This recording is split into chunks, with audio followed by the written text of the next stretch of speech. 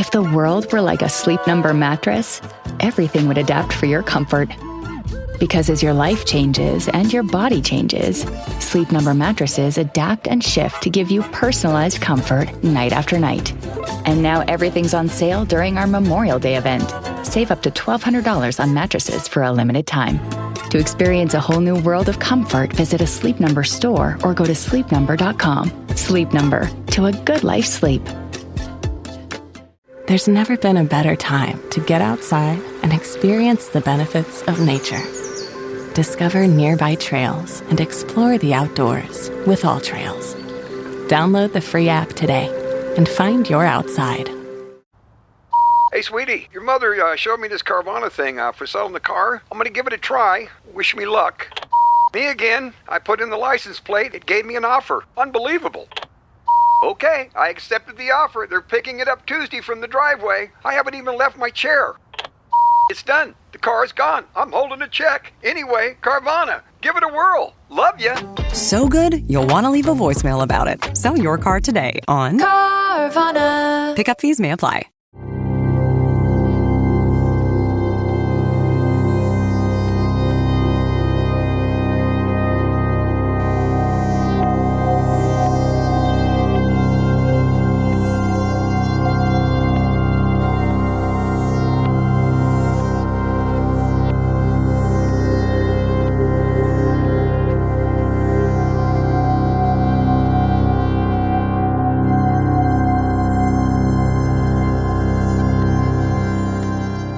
Pick something, asshole! This was Avery's inner monologue, and, he assumed, the inner monologue of the other four people standing in front of him waiting in line for their morning coffee. How could it not be? Surely the other polite patrons who actually knew what they wanted to order were having similar thoughts as they had to stand in line patiently while this no-good son of a bitch at the front of the line had to decide what to order. Everything about Avery felt slightly mismanaged. His collar was loose, his face was unshaven but not for style. His curly hair was still wet from his shower. His plain tan slacks and cheap cotton light blue button-down shirt, dark tan loafers that started to feel loose by his toes. And his toes gained weight? Oh, fat feet, he thought. This jackass is still debating his order, and I got fat feet. What was that smell? Was it him? He tried to smell himself and then strained something in his neck. It was in this moment that he realized he'd worn this last week. Would anyone notice? Burke's was Avery's daily morning coffee spot. Was renowned around his neighborhood for making coffee that tasted like coffee. Once it hit your lips, the world would open up. Sure, it would lose its effect after drinking it for 5 consecutive mornings every day of the week, but it was the routine as much as it was the caffeine and orchestration of cocoa beans. Knowing it was there in all its warmth, waiting for him to start his day. He depended on it. He craved it. To some extent, it was the highlight of his day because everything after that was reality. The coffee was anticipation before the inevitable downfall of his daily life. Also, it was 3 blocks from his tiny studio apartment and right next to a Subway. He would arrive at 7:20 every morning because that was the perfect time to show up. Burke's opened at 7 with a quick influx of people as the staff was still setting up, which meant service was a little slow. By 7:23, the staff was locked and loaded with a brief window of calm before the storm of 7:30. 7:30 was when the avalanche of coffee drinkers would show up, thirsty. Avery checked his watch. 7:29 a.m. He'd been in line for nearly 6 minutes. 6. He tilted his neck back, screaming expletives inside his head while this jackass stood 3 feet in front of him, continuing to ponder the menu. The simple menu. What's there to ponder, dickhead? Coffee, black, milk, sugar. Make a pick, you prick. They finally did. Just a muffin. Just a muffin? What kind of lunatic goes to a coffee shop at 7:30 in the morning, stares at the menu for 60 goddamn seconds, and then doesn't even order a coffee? The next customer walked up. Surely this decent human knew what they wanted and would indicate such by ordering what they wanted right away instead of, oh my God, she's asking if any of the coffee has peanuts? What kind of coffee has peanuts? Back-to-back pricks? You gotta be shitting me. Avery checked his watch again. 7:31. He'd been in line for 7 minutes. 7. Avery shouted into the raging void of his mind expletives that would make Satan salivate before bolting out of Burke's in a mad dash. He looked around. Nothing. Nothing was open. What was opening soon? Black Dog? He looked at his watch. 7:32 a.m. He ran to the corner, turned left, and then slid between an oncoming crowd of children and their parents, desperately trying to maneuver through and around them like a kick returner returning a punt. He finally got to the end of the street, turned right, now in front of Black Dog. Closed. Opens at 8 a.m. Son of a dick! His whole day was now off, flipped on its axis. Black was white, up was down, pounding headache, foggy brain, relentless rage. He could wait until he got to work, but he'd be walking in cold. Everyone else would have had their coffee already. They'd be 2 steps ahead. Cooking with gas, he'd be lighting wet matches in the middle of a tornado. And today was big, huge. Sit-ins. This week was sit-ins. Upper staff would be sitting in on random classes for review. He still hadn't been reviewed. And there were rumors of cutbacks. He needed this job. Teacher's salary was shit as it was. You're going to take away what scraps of cash I had, he thought, in a fevered sweat, his mind now racing with the worst outcomes. He checked his watch again, 7:34. It had taken him 3 minutes to run 2 blocks? His fat feet, he thought. My feet weren't so fat, it would have taken me 3 minutes to run 2 blocks. He was left with only one option, a street vendor. He took 1 sip of the brown advertised as coffee and nearly spit it out. He made a face that was similar to when you realize there's a hair in your soup. Avery sprinted up towards the entrance, frantically trying to get out his MTA card. As he pulled it out, 3 teenagers hopped over the entrance. Avery said nothing. Insufficient balance. He looked up towards the ticker. Uptown train, 2 minutes. Avery sprinted 10 feet behind him up towards the MTA machine. In front of him was an elderly woman paying with coins. Coins? Who uses coins? Avery was a nervous wreck. Her card finally shot out. Avery went up and quickly entered his information. New card. Zip code. $40 additional. Waiting. Eureka. Oh, new card. He dashed back to the turnstile as another teenager hopped over without paying. The train was pulling in. He swiped. Try again. Swiped. Try again. The train was here. Swiped. Try again. Swiped. Please proceed. Avery burst to the entrance, running towards the subway car, narrowly making it in time. He was now standing against the window in between several construction workers, all of them watching videos on their phones, loudly. It was as if Avery was in all of their living rooms at the exact same time. And then, excuse me, ladies and gentlemen, the train will be moving shortly. We apologize for any inconvenience. 34 minutes later, Avery arrived. It would only have taken 22 had the train not stopped for reasons that were not and will never be explained. He walked up out of the subway and along the Hamilton Avenue sidewalk up towards his destination, James Sherman Middle School. It was only as he approached the front doors did he realize his slender fake leather satchel was wet.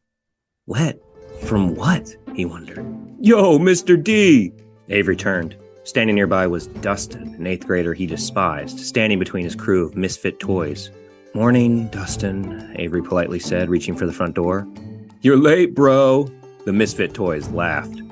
It's true. He was late. It was now 8:34. School started at 8:30. He briskly walked through the halls. Please slow down, Mr. D. He returned, seeing Priscilla wearing a hall monitor sash, scolding him for walking too fast. Sorry, Priscilla, he said as he continued up the stairs to the 2nd floor, making a sharp left past an oncoming crew of 6th graders laughing loudly. The halls were a madhouse. Kids were loudly talking, laughing, half of them blasting videos from their phones and taping each other doing outrageous dances and imitations. Avery had finally gotten to his classroom through the hordes. Hi, everyone. Sorry I'm late. We've been waiting for you, Mr. D. Come on, bro. You're supposed to be a role model. Avery didn't even need to look up to know who said that. Fernando Turner. Wise-ass scumbag. Avery hated his older brother the 2 years prior when his brother was here. The asshole doesn't fall far from the tree. Avery finally settled in and pulled down the projector. Okay, class. We're going to continue where we left off from yesterday. The projector snapped off. Oh, Mr. D, you broke it, bro, yelled out by Hector, the class clown. The crowd erupted into laughter. Avery tried to put it back on. It's broke, Mr. D. Do you have to pay for that now? Can you afford that, Mr. D? The insults were coming from all directions. Avery was a laughingstock. Okay, settle down, please. We'll just read from our... Avery checked his satchel to see that the bottom had fallen out. Apparently whatever liquid from the gates of hell had gotten onto it had eroded the bottom, allowing his papers to fall out of it. Ah, Mr. D, your man purse broke too, bro. It's a fanny pack. It's a man purse. Fanny pack, man purse! Standing in the doorway was Principal Chambers. Her well-tailored black pantsuit, her delicate white pearls, her thin, indestructible Winston Barrow reading glasses. She had been the object of his late-night desires ever since he started working there. He had a suspicion that she was getting divorced based on their recent conversations and her less-than-chipper attitude, but he couldn't confirm it. Not that she would ever go for someone like him. She was probably hopping in the backseat of her personal trainer's Jeep, he thought. That's hot. He thought about that a lot. Avery slightly smiled towards her. Who was he kidding? Even in his wildest fantasies, he was just a cuck. She would never go for someone like him. She looked like Carla Gugino, and he looked like, well, Him. She turned away and walked down the hall. Cross-talking only got louder and quicker. He spoke out loud while not even able to make eye contact with the students, saying, I'll be right back. He couldn't even finish the sentence.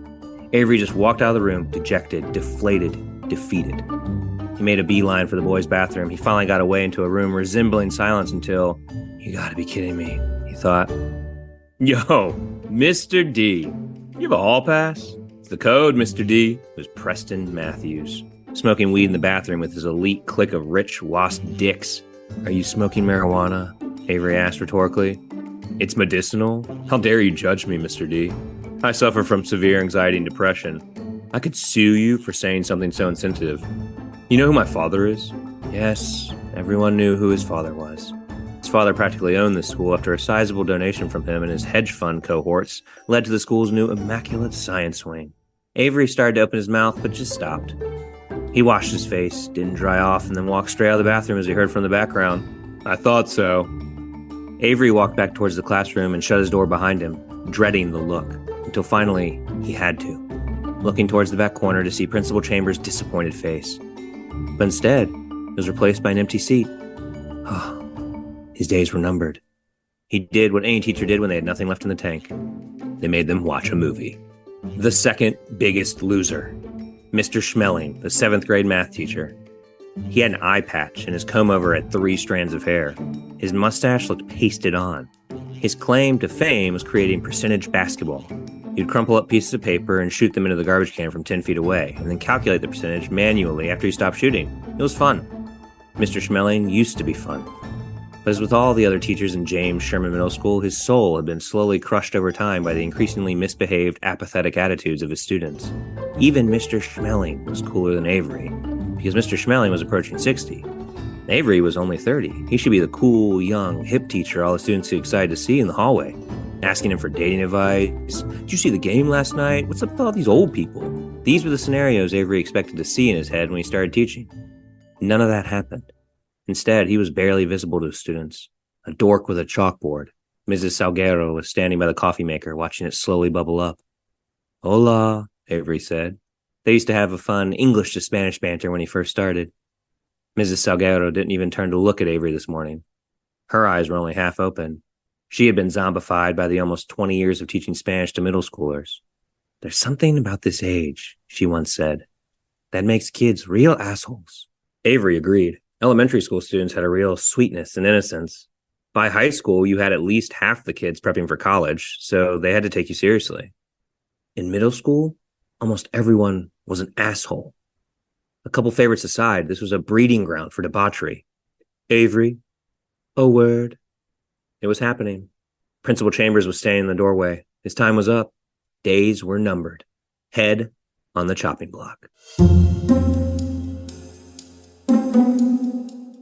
He looked around the room for a semblance of sympathy, someone to feel his pain, someone to pull a Jerry Maguire and demand that if he went, they went too.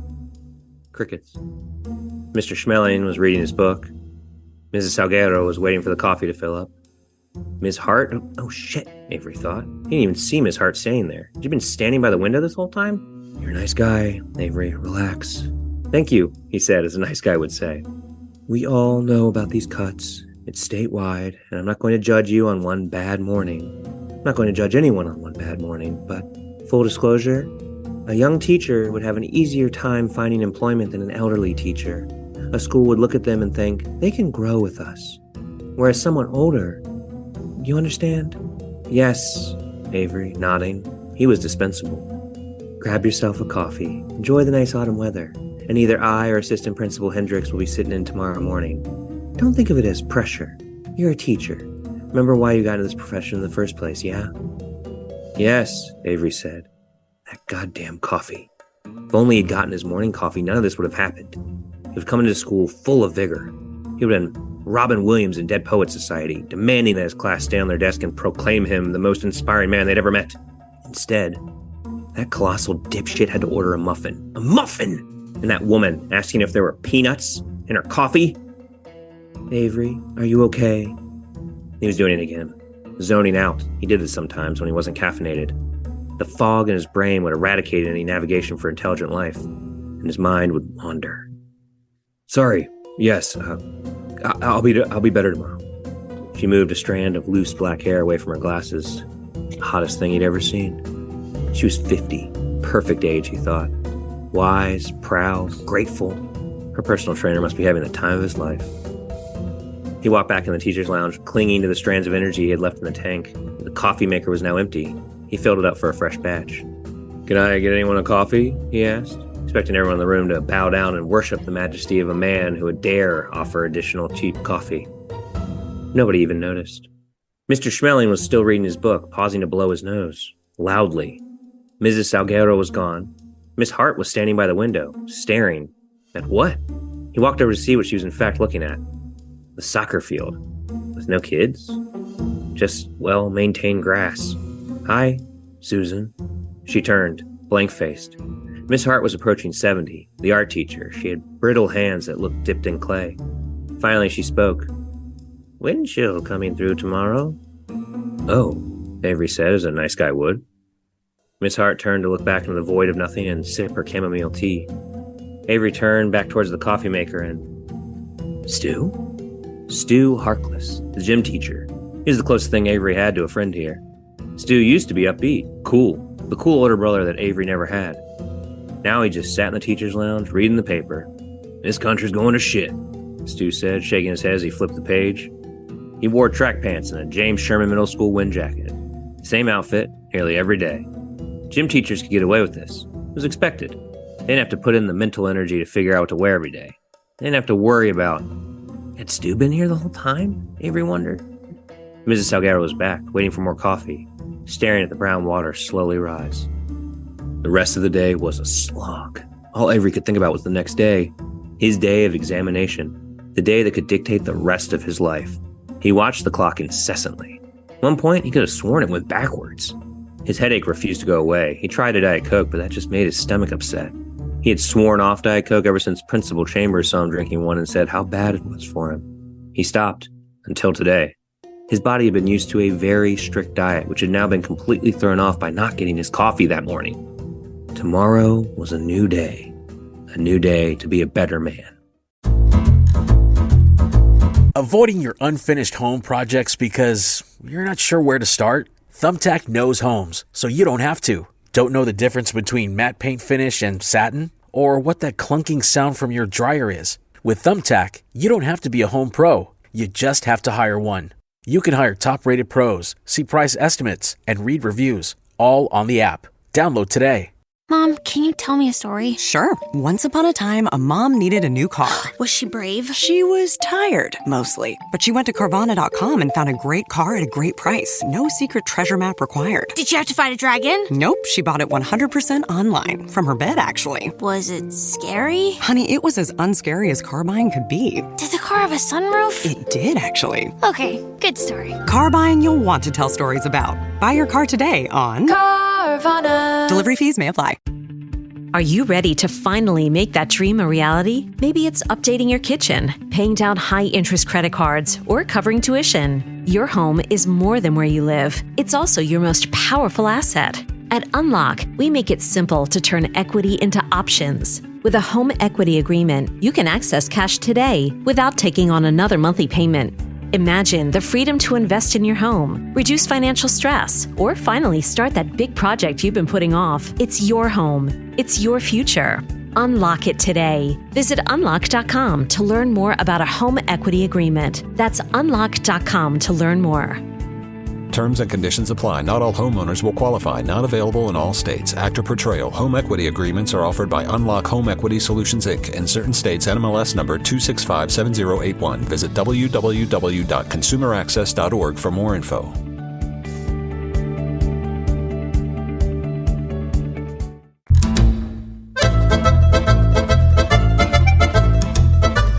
$6.58. He was the first in line today. He could tell as he briskly walked from across the street. There was usually a small group of caffeine fiends waiting just before they opened, but today there was none. Avery would be first in line. He would get his coffee, strut into school, become the Dead Poet Society version of Robin Williams, and then not only would get a raise, he and Principal Chambers would make sweet, sweet love in her office. Twice. Closed. No, Avery thought, that can't be real. He was first in line. He'd done everything right. He laid out his suave, cool, hip young teacher outfit when he got home yesterday so he wouldn't have to think about what to wear the next day. He'd taken 2 melatonin the night before so he would fall asleep early. He'd set 2 alarm clocks so he'd wake up early. This wasn't fair. This wasn't fair, he shouted inside his head. His whole daily routine was thrown out of whack again. This has to be some mistake. He inspected the sign. Closed for maintenance. We'll be up and running tomorrow. Sorry. It was over, he thought. This is a sign from above, or below. More likely below, considering the cruelty involved. He stared at his cool, hip young teacher outfit from the glass reflection. Light jeans, light leather jacket, light V-neck white sweater, light low-top Converse. For what? He checked his watch. 6:59. Should he just call out? Wave the white flag? Offer up his organs to more deserving men? Who would actually use them? Men like Principal Chambers' personal trainer, whose morning workout that day was probably a bang fest in a hot tub? Yeah, give them to that guy. Avery walked back towards his apartment, head down like Charlie Brown after not being able to kick the football for the 50th time. How had he gotten here? So much of his life had been invested into nobility, being a teacher. Is there anything more noble than that? He remembered the teachers who inspired him.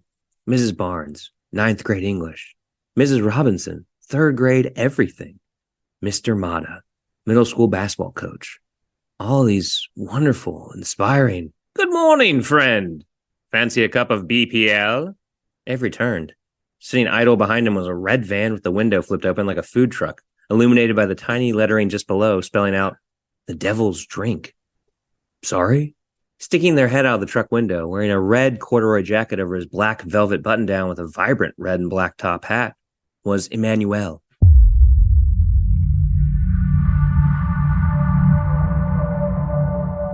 Wide-eyed smile, stretching almost as far as his slick black hair. He had a smoothness to his skin that made him almost reptilian. Light steam dusting the air behind him. "It's my own recipe."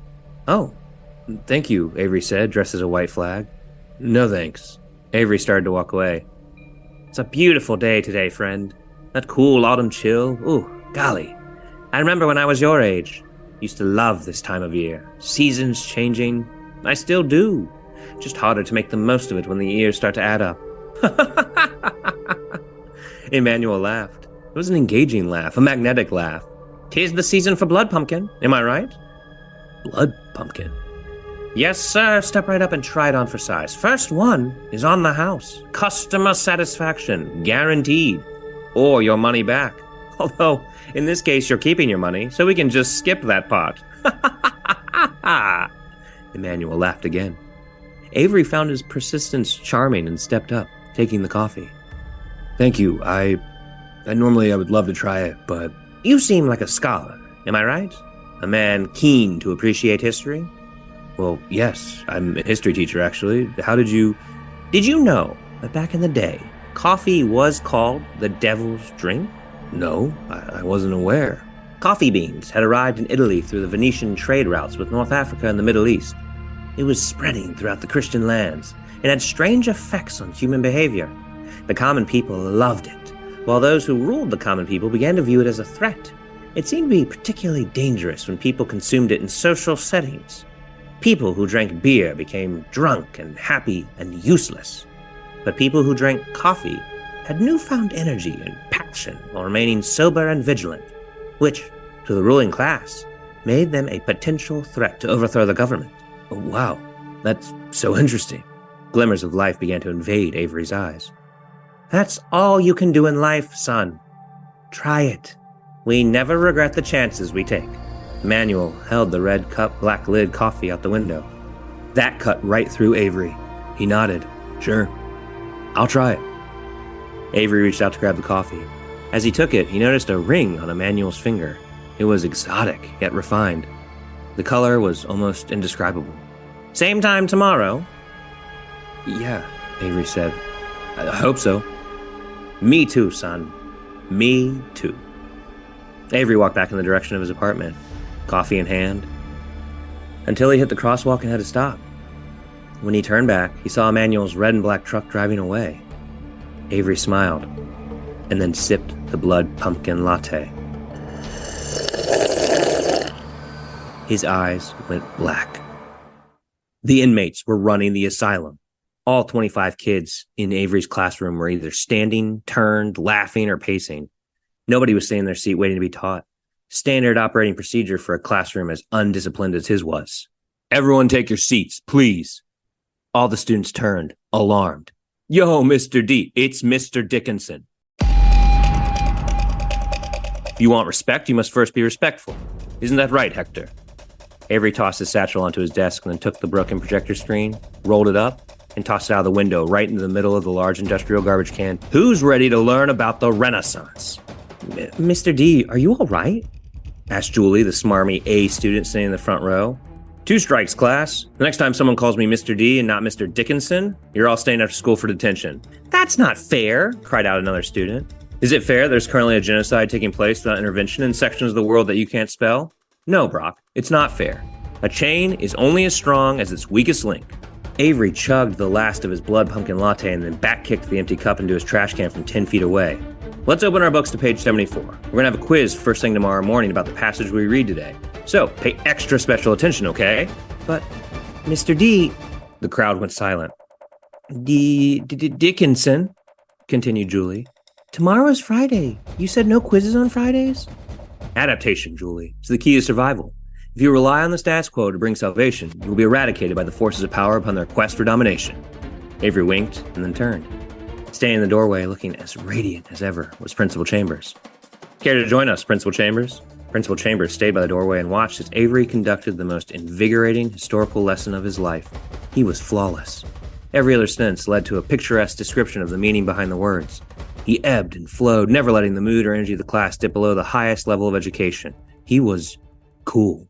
Well, that was certainly impressive, Avery. I hope that wasn't just a showcase fueled by the threat of cutbacks. Only time will tell, Lydia. He'd never called her Lydia before. She was flushed by his newfound confidence. I suppose so. Anyway, please bring that type of enthusiasm more consistently, and you really shouldn't have anything to worry about. We're all in this together. You can count on me, Lydia. Also, I noticed you leaning towards your left while standing. Got a couple morning stretch exercises that could really help your lower back. Maybe I can pass them on to your trainer since he's probably unaware. Lydia was taken aback. Sure. Thanks. Avery finger-gunned Principal Chambers as he walked out of the room whistling.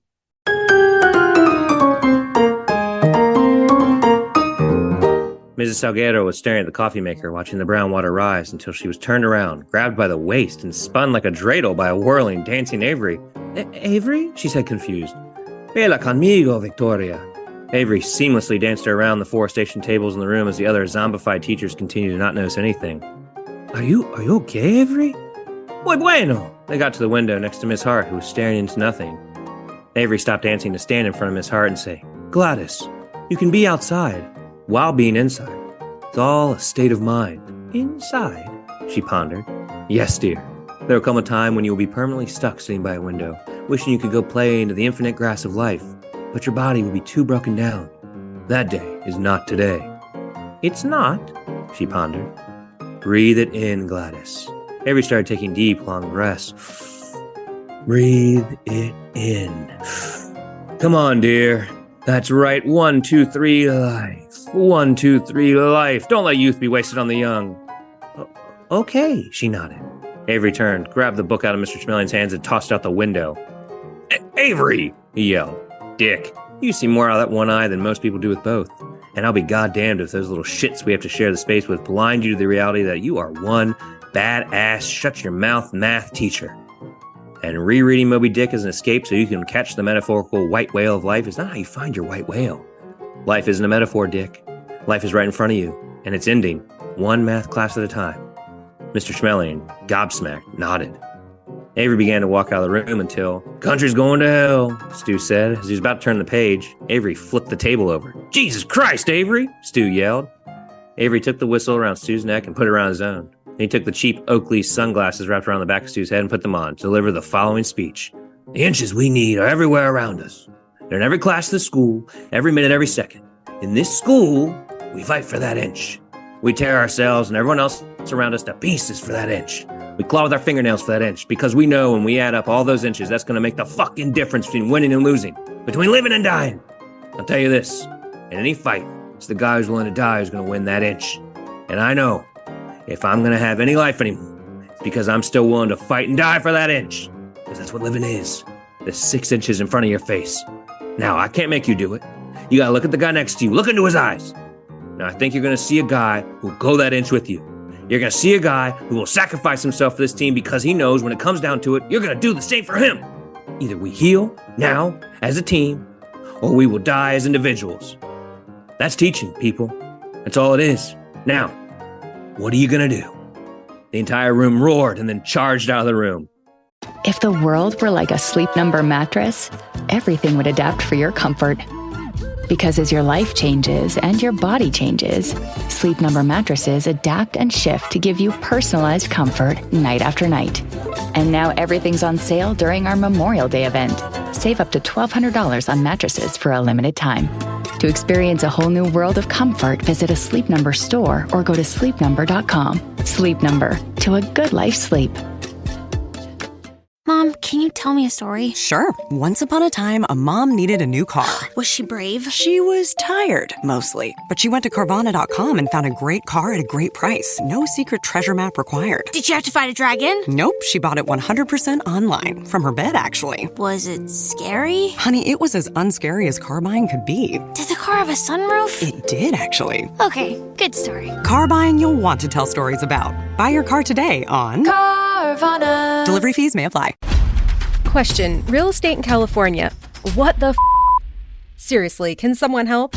What's an escrow? What's an ARM? What is an REO? What is pre-approval? Can I get pre-approval? Why is inventory so low? Why are interest rates so high? Oh, interest rates not so high? How low is low? How not so high is right.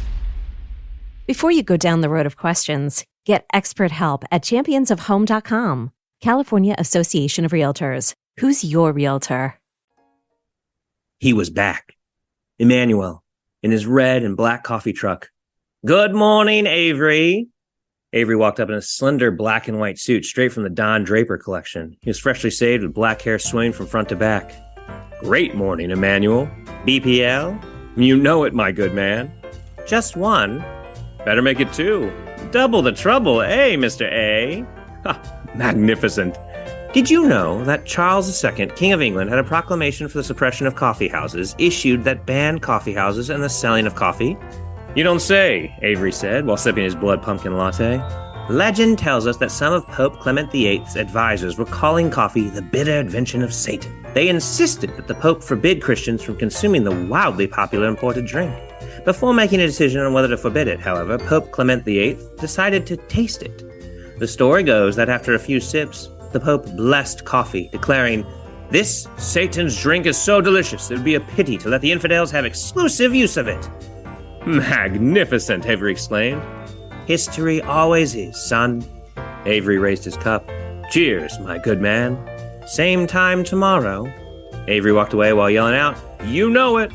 Avery slid through the closing subway doors like Kramer into Jerry's apartment. A man was watching videos on his phone without headphones to the clear annoyance of everyone nearby. Avery karate chopped the phone down on the ground and stomped it as hard as he could. Hey, what the heck? Avery kicked the man in the nuts, dropping him to his knees. They're called headphones, dickless. Avery then took the man's head and smashed it against the subway pole, knocking him out. When he turned around, the shocked, packed subway riders staring at him. They applauded. Avery bowed. Yo, Mr. D! Dustin and his crew of Misfit Toys stood outside the front entrance. Actually on time for once, huh? The Misfit Toys laughed. Dustin, I noticed you wear your pants low to show your underwear. You staring at my underwear, Mr. D? You know, that's sexual harassment. Do you know how that started, Dustin? Inmates in prison would wear their pants low, exposing their underwear as a sign to other inmates that they were available. Do you know what available means? Mr. D, yo, you can't say stuff like that to me. I'm a student. I'm a history teacher, Dustin. Perhaps we can discuss this in a more public forum, where I illuminate the entire school about why people such as yourself would be exposing their undies? The Misfit Toys laughed at Dustin. Didn't think so. Get to class. They ran through the front entrance like zebra being chased by a cheetah. Avery walked in after them. Good morning, Mr. Dickinson. Keep up the good work, Priscilla. The halls were now quiet. Students silently shuffled from one classroom to the next in order.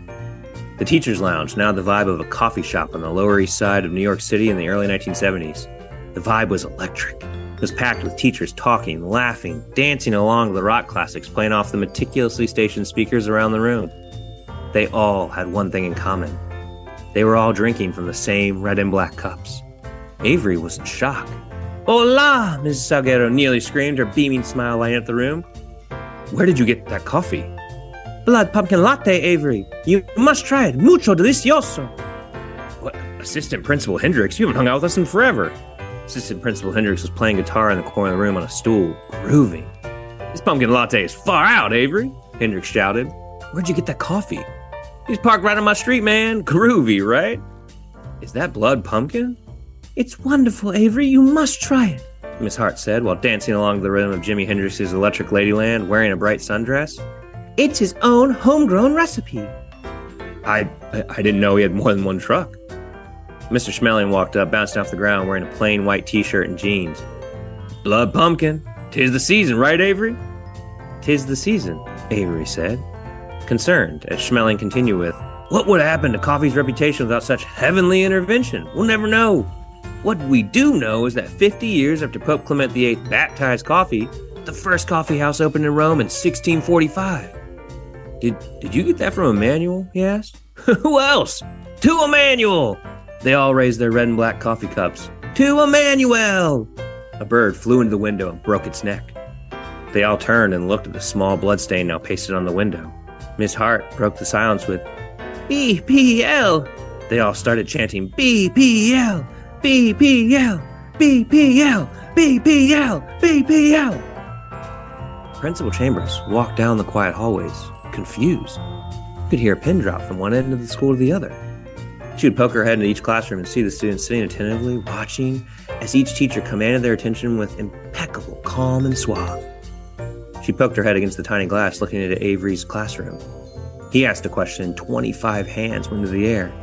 Principal Chambers rubbed her eyes, then wiped off her glasses. Was this real?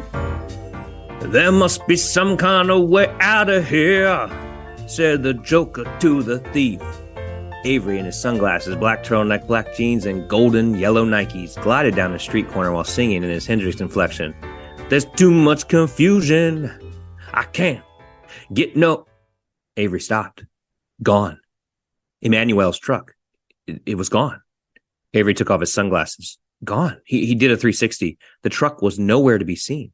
He checked his watch. 7:03. Gone. He ran to the corner. Gone. He ran to the other corner. Gone. He ran 1 block over. Gone. He ran 3 blocks south. Gone. He checked his watch. Gone. He had run all over his neighborhood. Gone. He checked his watch. 7:39. Finally, a drop of calm washed over him. They'll have some at school. That's why Emmanuel's not here. He was selling somewhere else. Someone at school will have some. No doubt about that. Avery walked down the subway and got to the turnstile. He looked at his hand, slight tremble. Caffeine withdrawal, he thought. He reached into his pocket for his MTA card, and as he was about to swipe, a teenager attempted to hop over, at which point Avery grabbed him by the hood of his hooded sweatshirt and launched him 10 feet backwards. Avery then casually swiped his MTA card and headed onto the subway platform. Avery found a place in the corner, feeling a bit itchy. Standing alone, he started to sweat. Nothing to worry about. Nothing a little coffee wouldn't fix, he thought. Excuse me, ladies and gentlemen, the train will be moving shortly. We apologize for any inconvenience. The train will be moving shortly. Avery closed his eyes, taking a deep breath. Nothing to worry about. Nothing a little coffee wouldn't fix, he thought. He looked at his hands. They were shaking. He grabbed the subway pole, holding tightly. His head was pounding. Coffee withdrawals, he reminded himself. Gotta get that morning caffeine, he thought. Gotta get that coffee. Once it hits your lips, Avery ripped off the subway pole. He opened his eyes. Everyone was staring at him. He was holding the subway pole in his hand. MTA, am I right? He said. The ongoing riders laughed. Twitched. He's beginning to get the chills. Excuse me, ladies and gentlemen, the train will be moving shortly. We apologize for any inconvenience. The train will be moving shortly. Train will be moving shortly. The train will be moving shortly. The train will be moving shortly. The line reverberated through his head like a jackhammer. He was now pacing around the subway car, shaking, twitching. The nearby passengers became anxious, staring at him. He started itching all over his chest. At the peak of his mania, he opened the subway door and stood between 2 stationed cars. He tore off his black turtleneck to get air, when he thought he couldn't take it anymore. And the train started moving. Avery was sprinting from the subway to the school. He would take leaps in the air. Each leap seemed longer than the last. 3 feet, 5 feet, 10 feet. Holy shit, he thought. I'm like Super Mario. He got to the front entrance, which was empty. Checking his watch, 8:24 a.m. Avery charged the empty halls until he got to the break room. When he opened it, silence.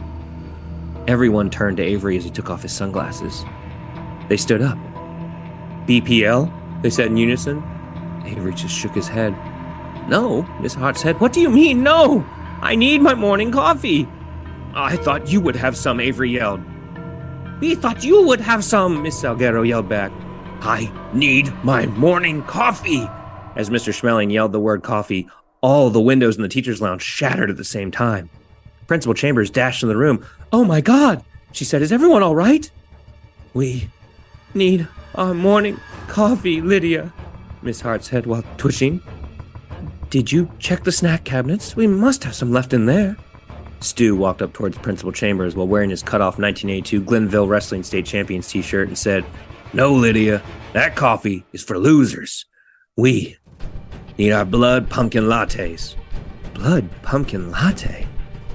'Tis the season. 'Tis the season. I'm sorry about the coffee, but it's 8:30. If you could all get to class, thank you. Principal Chambers walked out of the room. Everyone stood there for a moment in silence. The class was sitting in silence, eagerly awaiting as Avery walked inside with his torn, black turtleneck itching his chest. Mr. Dickinson, are you all right? No, Julie. Do I look all right? No. That's why I asked. Rhetorical questions are the dead ends of conversations, Julie. Didn't your mother ever teach you that? Oh, wait. She moved to Florida with her new husband, Clyde. The room gasped. Take out your books!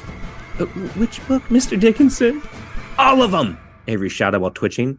Which page? Said trembling Hector. Pick a page, Hector. Do I have to do everything around here? Start reading! The class silently opened different books at different pages and started reading silently. Avery put his sunglasses back on and closed all the blinds. It's now almost pitch black. Mr. Dickinson? What? It's just kind of dark. Darkness is good. Let you realize what light looks like. It's just... Keep reading! I'm going to the can. Avery leaped from his desk to the room entrance while hissing. He crawled against the wall until he got to the bathroom and went inside, quickly splashing water against his face, trying to remain composed. Mr. D, you gotta be shitting me, he thought. Not looking too good, bro. It was Preston Matthews. Avery stood up, smiled, turned. No, bro. Not feeling too good either. Preston Matthews was smoking weed. Don't give me any crap about smoking, okay? I have a medical note. My father would be very upset if you... Avery was now behind Preston. If I what, punk? Gouged out your eyes and turned your skull into a worm farm? Whoa, what? You can't talk to me like... Avery was now behind Preston from the other side. Can't what? Twist your head off like a beer bottle and turn it into a jack-o'-lantern? Preston backed up against the wall, nearly in tears. Stay back, Mr. D. Stay back. I'm warning you. Avery walked slowly towards Preston, drooling from his mouth, his eyes turning black. School's out, Preston.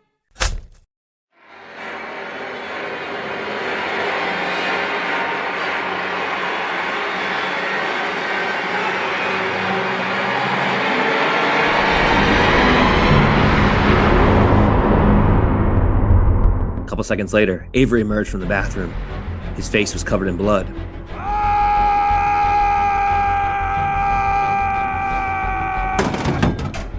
A teenage boy was launched through the classroom door of Mrs. Salguero's room.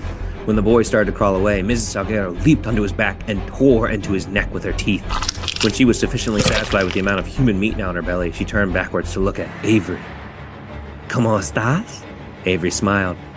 Muy bien. The bell for changing classes rang, and then the halls became flooded with screaming teenagers as they tried to run for safety. From seemingly every direction, a bloodthirsty, maniacal teacher would fly at them, tearing them limb from limb, biting into their necks, ripping off bones, tearing off their heads, and punting them down the hall.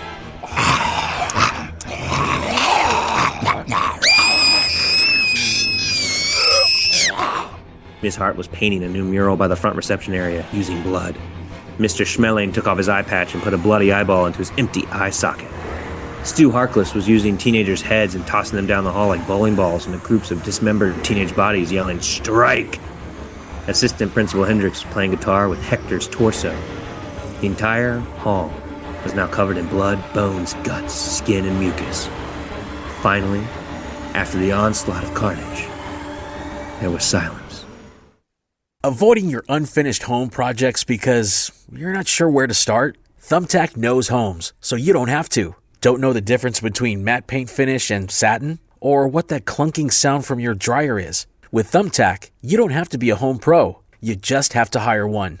You can hire top-rated pros, see price estimates, and read reviews, all on the app. Download today. If the world were like a Sleep Number mattress, everything would adapt for your comfort. Because as your life changes and your body changes, Sleep Number mattresses adapt and shift to give you personalized comfort night after night. And now everything's on sale during our Memorial Day event. Save up to $1,200 on mattresses for a limited time. To experience a whole new world of comfort, visit a Sleep Number store or go to sleepnumber.com. Sleep Number, to a good life's sleep. At DSW, we ask the important questions, like, what shoes are you going to wear? Whether you're prepping for wedding season, festival season, or just planning the ultimate vacay, the right shoes can make or break an RSVP. So own the moment. You've got big plans, and we've got just the shoes. At the perfect price, of course. Get ready to get ready with Designer Shoe Warehouse. Head to your DSW store or dsw.com today and let us surprise you. Trembling under her desk while reaching up to pull her desk phone next to her ear was a panicked Principal Chambers. Yes, I need help. The teachers have turned into bloodthirsty. I don't know. Help! The phone was ripped away from her hands. She froze, covering her mouth. She very silently poked her head up from out of the desk. Her eyes widened in horror. Standing there in her office was the entire teaching staff, covered in blood. "Hey, Lydia," Avery said before sitting down calmly. "Let's talk about those cuts."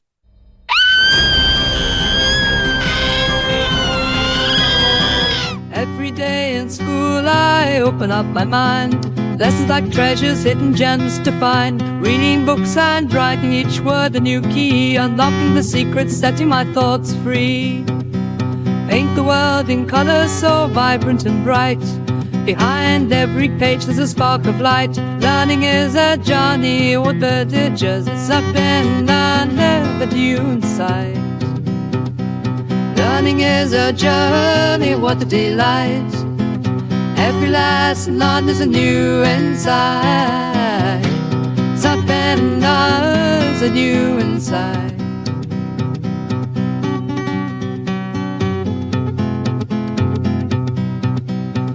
From math to history, I've every chance.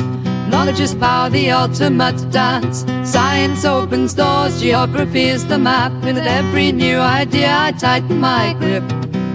Questions lead to answers, exploring the land. In this grand adventure I take a stand. Learning is a journey over the ditches. It's up and down, never new inside. Learning is a journey, oh what a delight.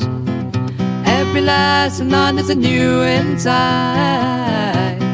It's up and down, so the new insight.